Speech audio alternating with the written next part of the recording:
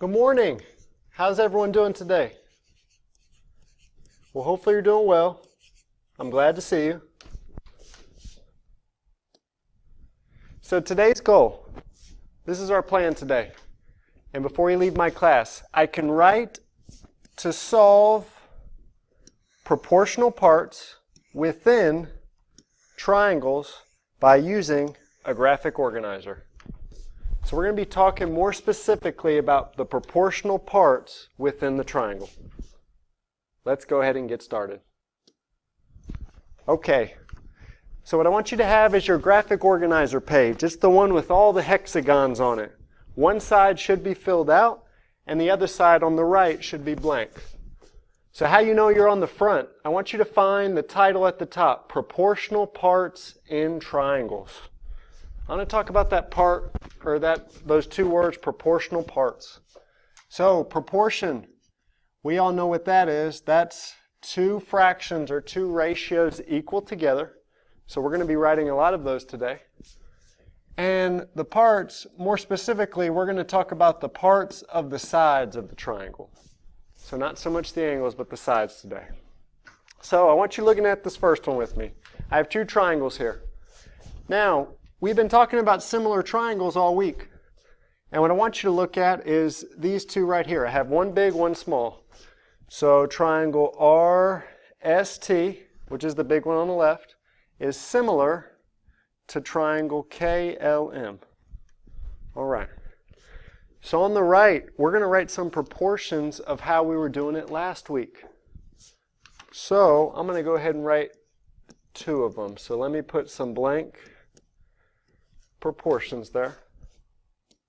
So we were just comparing a ratio. We were just comparing one side of one triangle to one side of the other. So let's start with this. I want to go ahead and start with the little a.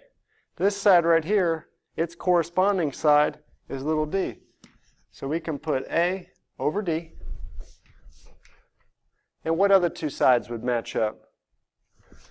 We can take these ones on the bottom. So b, we're going to go back to our big triangle, over e. So that would be a correct proportion, comparing those two parts. Let's do another one. Let's do the one we just used. So b over e. And I'm going to set that equal to my other two sides, c over f. Notice that it cannot be f over c. If we were using a little b and a little a and a little c on top, then the little f has to be on the bottom. That's with the smaller triangle. So everything has to correspond. Everything has to match. Okay, this example is a review of last week. The new word today is side splitter. I want everybody to say side splitter for me. So I'm going to draw an arrow, and I want you to too, on this line segment DE. There's a couple things about a side splitter that I want you to know. The first thing, do you see those bold arrows on those two lines? These lines are parallel. So I want you to make a little note. You can draw a line to them. You have to have parallel lines for you to have a side splitter. Here's the next thing. What I'm actually talking about, the side that splits, is DE. That one side, that one line split sides AB and BC. So just like the name says, it's going to split the side on the left, AB, and it's going to split the side on the right into two equal parts. Or not equal, into just two parts. So let's write a proportion. This is the relationship. So if I have little a over little b on the left side, that will be equal to, what's across from little a? Little c over d. So I'm using the two sides on the left as a ratio, and I'm setting it equal to the corresponding sides on the right. I can only do that if I have parallel lines. So you'll see this a lot today. So we're going to make a little note kind of at the bottom. I want you to write this. A and B are on same side. So they're on the left side of the triangle, of the big triangle. C and D are on the other side.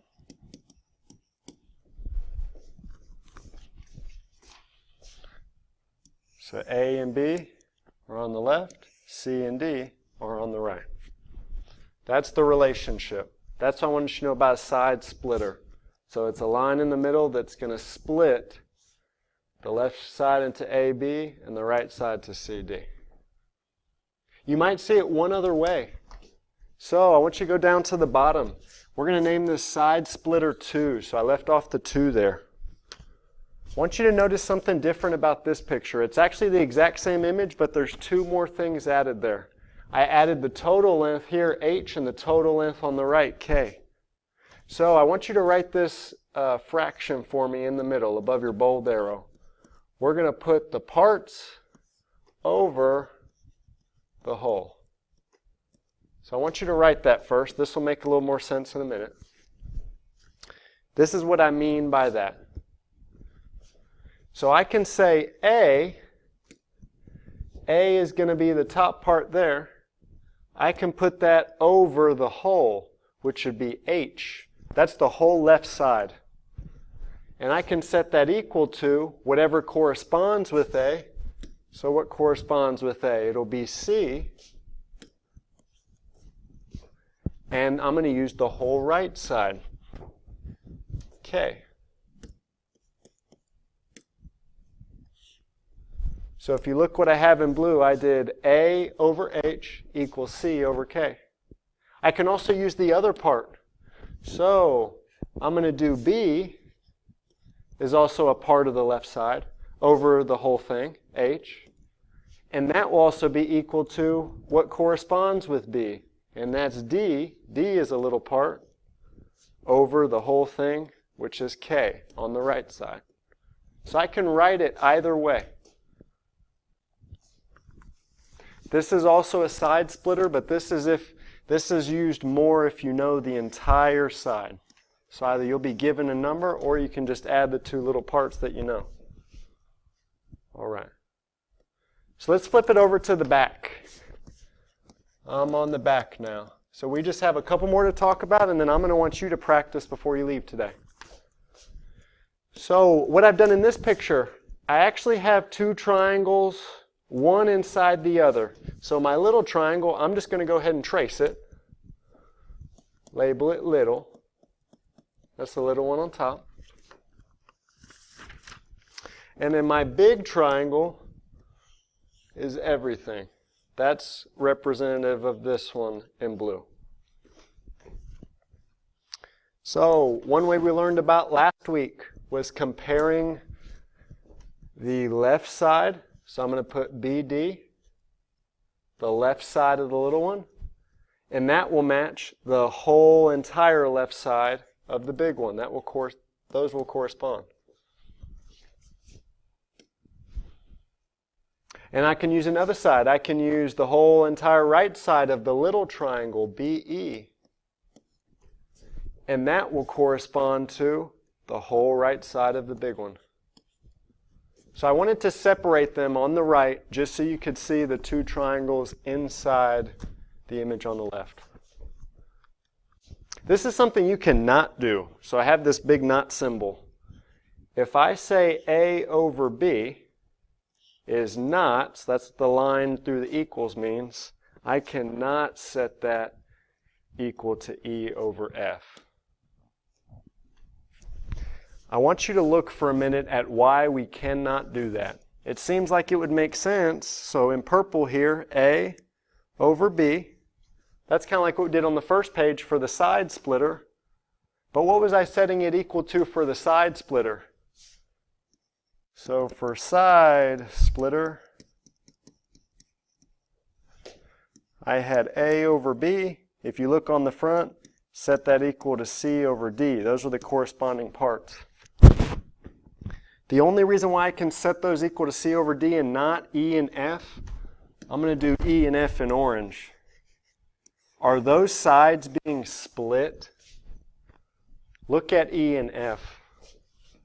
Are they being split into two parts? The answer is no.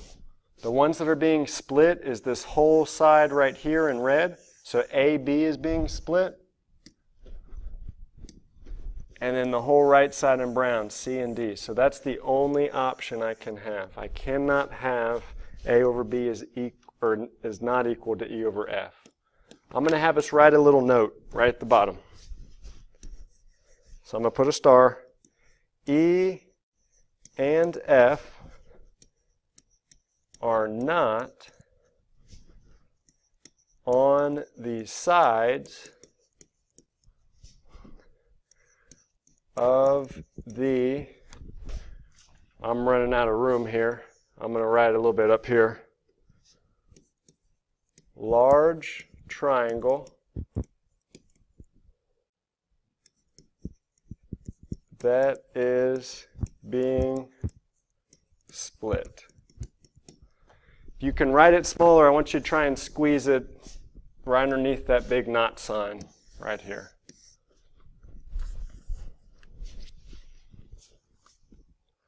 Okay. So the next one I want to look at is angle bisector. So bisect, if you remember, means to cut in half, and we're going to cut an angle in half. The relationship here looks like this. A over B, so find A and B again, that's these two, will be equal to C over D. So C over D. You won't see that often. You'll actually see that very infrequently. But that's the relationship there for those parts. Here's our last one, the ladder. Kind of looks like a ladder, doesn't it? This one is very common. There's a lot of different relationships here, but this one's fun because everything matches up. Let me show you. So if I start on the left side, I can put A over C. So we're going to write three proportions here. Corresponds with, so look at these parallel lines. I'm going to just go to the other side. B over D. It's as simple as that. You need to look at your parallel lines and just go to the other side, what I've shown you in blue. Let's do another one. So C over F, so I'm going to pick the next two, C over F, would correspond to what? What would be my ratio on the other side? It would be D over E. Do you see how that works? Here's the last one. They not only have to be touching, but they just have to be on the same line. And what I mean by that, A and F are not right next to each other, but they are on the same line here. So we can put A over F. I could set that equal to, you got it, B over E. Because they're in the same rows as A and F. I'm going to want you to make a little comment above these. So right here, these are on one side, the left part of the ladder. And those three fractions are on the other side. And I'm going to put right. Okay? So I'll give you a second to copy that down. Okay. Now I would like to practice, so that's it for the graphic organizer. I'm going to have you use that on a couple of practice problems. So we're just going to practice it. I know you can copy mine here, but I want you to see it actually with the numbers. So this is what I want everyone to get out in front of them, this worksheet 6-6. I'm going to do one example with you together, and then I'm just going to give you the rest of class time to practice on your own. So let's look at number one. It says find the length of AB. Is there anything on AB? No. So let's just go ahead and put X.